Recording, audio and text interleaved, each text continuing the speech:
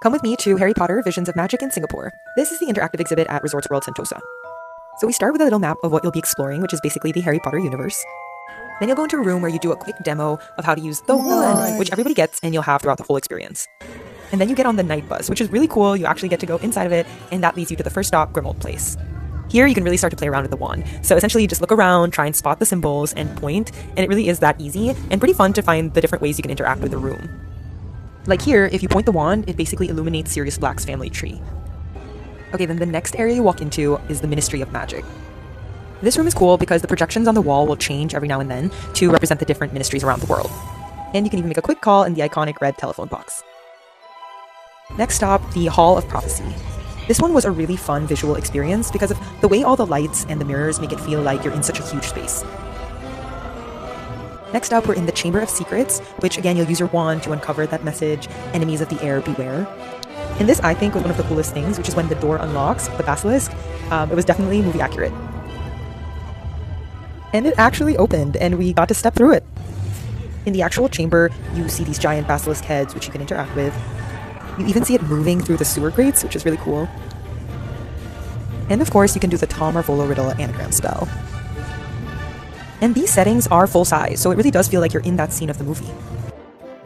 Even more interactive pieces like the diary with the basilisk fang included. And then you move into the room, which is Newt's Menagerie. And here you see giant screens which have info about all the magical beasts and creatures. And interacting with the drawings makes them move. The next space you get to walk through is Nocturne Alley, which they even have some fog in there for that creepy, eerie vibe. You fully get to cosplay as a Death Eater. You can even summon the Dark Mark. This was insane. It really looked like the night sky. Then we make our way to the Room of Requirement. This was honestly my personal favorite. You interact with boxes here to reveal classic Harry Potter artifacts. There's just so much stuff to see and take in this room, especially if you're a fan, so this one is a lot of fun. That's the classic harp from the Sorcerer's Stone, and you can interact with it to play music and literally pass underneath Fluffy as you lull him to sleep. Then of course you go straight into Devil's Snare, which is that bramble that you're stuck in. And if you remember, you have to do the Lumos Solem light spell to kind of get out, which is what your wand does here. Then you're in the room with all the flying keys, which is so beautiful. It's like a museum exhibit. Then you come out to the last room of the whole exhibit, which is the Pensive. And it's pretty fitting because it's where all the memories go. You get to watch an intense final battle between Harry and Voldemort.